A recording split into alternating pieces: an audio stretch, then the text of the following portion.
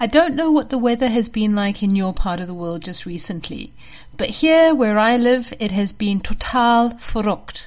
Or to translate that into English, it's completely crazy.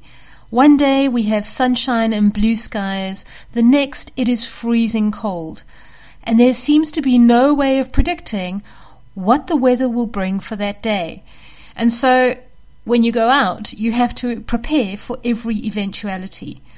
Every outing includes full winter gear, torrential rain gear, and then also springtime fun gear, just in case. So what on earth does this have to do with the energy of the time, you might be asking? I thought I'd tuned into an energy report, not a weather report, you might be saying. Hi there, my name is Sue Schoning, and yes, you are tuned into the monthly Numerhythms report. But November's energy is very much like the weather. In a nutshell, it's intense, chaotic, roller coaster, non-predictable. It's up and down, it's a bit sarcastic, not so hot on the communication side, with misunderstandings rife and lack of follow-through everywhere you look. My daughter is studying Charles Dickens at the moment at university as part of her English course. And the other day she brought home A Tale of Two Cities. Remember how it starts? It was the best of times, it was the worst of times. It was the age of wisdom, it was the age of foolishness. It was the season of light, it was the season of darkness. It was the spring of hope, it was the winter of despair. We had everything before us. We had nothing before us. And for me, these words describe the energy of the month more eloquently than anything I could write. We are in a cycle of duality, that point where the two-sided nature of the world is profoundly present. When we think of duality, we generally understand it as the opposite of something. Light and dark, joy and sadness, chaos and peace, rough and smooth. It's easier to think in terms of abstract non-specifics when we think of the meaning of duality. It's not so easy to recognize the dance of duality when it starts to manifest, however, in our own lives or in the lives of those around us. And it is very difficult to stand in a space of objectivity about what needs to be done when duality seems to be dancing all around you. The nature of duality is paradoxical. To say to a woman who suffers with debilitating depression that only she can heal her darkness by discovering the nature of her light, yes, it's absolutely true. But the dance of duality will keep her focused on one extreme and in profound denial of the other. Depression, by its nature, embraces the dark corners of the mind and the emotion in a place where we are unable to turn around and see the light shining behind us. But that doesn't mean that it's not there. All it means is that while we are in the dance, we are so focused on one extreme that we deny and exclude the possibility of the other. November asks us to remember that this is a dance. It is a flow, it is a movement. It is not about getting stuck in one extreme or the other. Think about the ocean. When the ocean is flowing, a wave comes in, it crashes to the shore, and then the water flows back into the ocean. And then another wave forms and it crashes to the shore and the water flows back. That is what the dance of duality is like. There is this movement forward and this pulling back, and this movement forward and this pulling back. It is the dance of the waves as they come in to the shore. How does it manifest in our lives? It's like the woman who insists that her relationship is the only thing that can give her happiness, that she denies how deeply painful and wounding it all is, or how it prevents happiness from occurring in any other aspect of her life.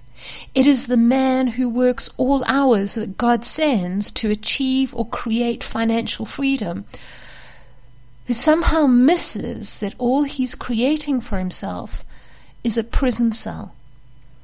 It's the healer who has compassion and time for everybody else, but little compassion and time for herself. It is the teacher who spends his time teaching but never has time to learn. The entrepreneur who craves success and growth but sits in static silence. The woman at the back of the room who yearns to be made visible and heard, but who hides herself in the shadows where she can remain unseen. Where are you this month?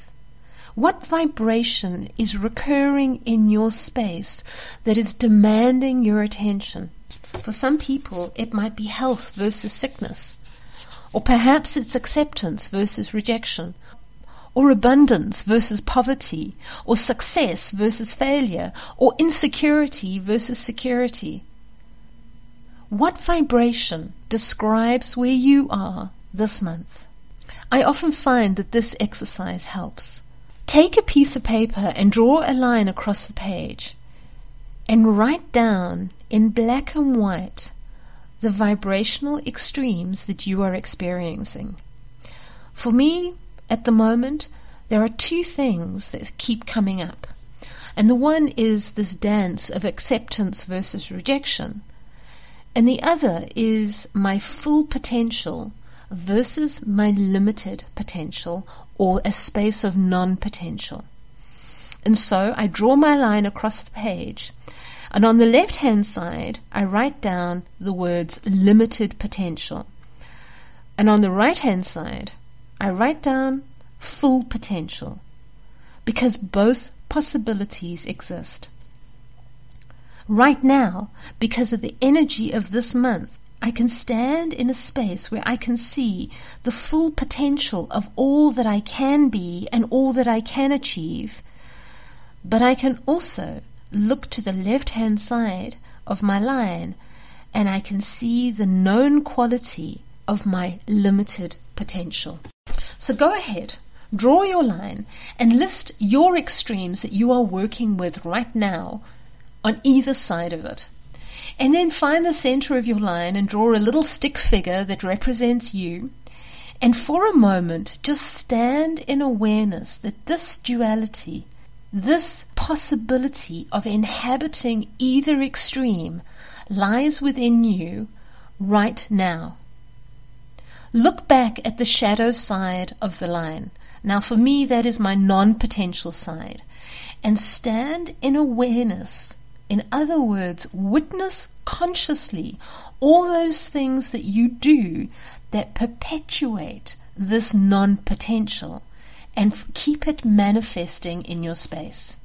Write them down so that you become aware of all the things that you do that perpetuate it. So for me, if I'm working on this aspect of my non-potential, I would be writing down procrastination. I do that very well. Delay, doubt, talking so much with other people about my ideas and letting their comments or criticisms shape my actions. My ego, this feeling of not being good enough, this worry, who would listen anyway, and that little voice at the back of my head, who do you think you are? All of these and more make my list and keep me in the realm of non-potential. And then turn to the right-hand side, that space where I have written down full potential, and write down what it is that might feel like, or you could imagine that might feel like. And for me, the kind of words that come up here are standing in self-respect, in self-awareness, and honoring my self-worth. Being aware of my skills and my talents and my capability, and employing my time effectively so that I can manifest according to this full potential. And then I stand in the middle, where I can see on the left-hand side the space of non-potential and all of those things that keep me trapped there. And I look towards the right-hand side and I see the space of full potential, and I see all of the things that I need to have in order to manifest it, like self-worth and self-love and self-respect. And here's the truth of duality, is that when I'm in a space of worthlessness, or when I'm in a space where I'm denying my talents or my skills or my capabilities, I cannot for the life of me conceive what it would feel like to stand in a space of worth or esteem or self-recognition. I cannot for the life of me imagine what it would be like to stand in a space where I can validate myself and I don't need anybody else to approve or disapprove of my plans and my actions. But here is the secret to changing from living from the left-hand side of that line to moving to living on the right-hand side. For me, from being in a space of living perpetually in a space of non-potential to living in a space of potential. And here is the secret. It is the small things that you do that make it happen. When we are stuck or challenged by this whole aspect of duality, we think we have to change from dark to light, or from depression to happiness, or from fear to joy in one foul swoop, in one movement. But the reality of it is that it is the simple 1% changes that you make daily that will shift that duality.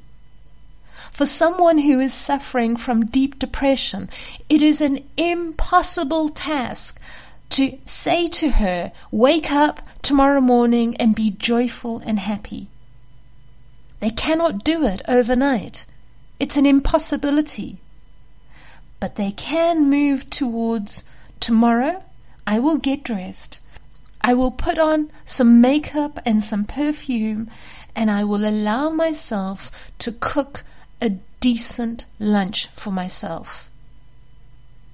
For someone who's on Skid Row or struggling to find a job, asking them to behave as if they've got $1 million in the bank, they'll look at you as if you've lost the plot.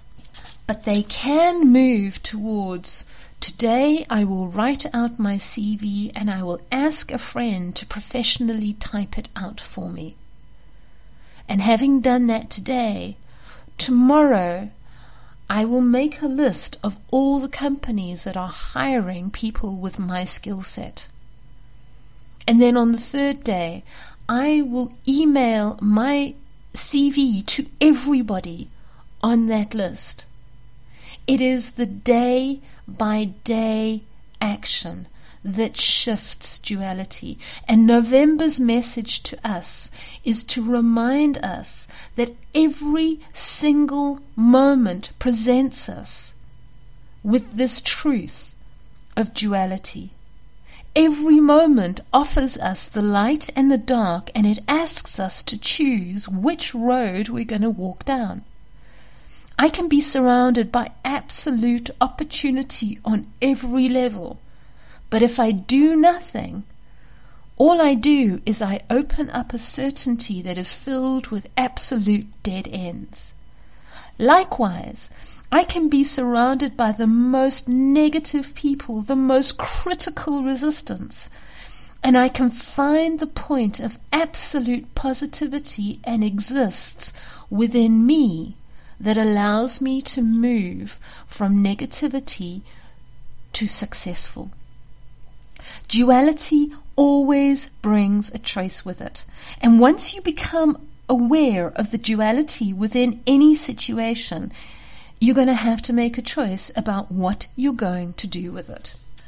And then you have to make a choice about what action you're going to take. Moving mindsets, shifting perceptions, changing energy dynamics never happens overnight.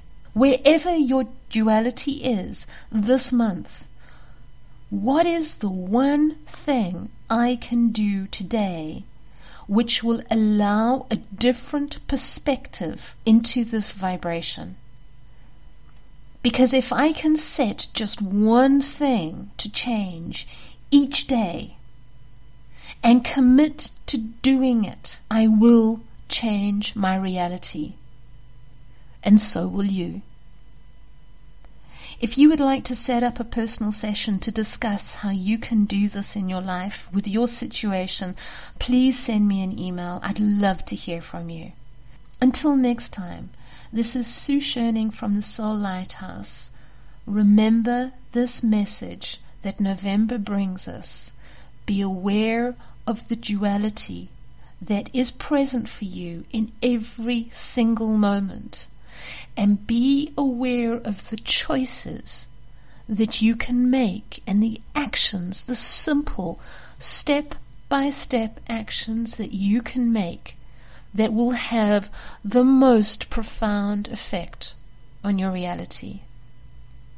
Until next time, thank you so much for listening. Bye for now.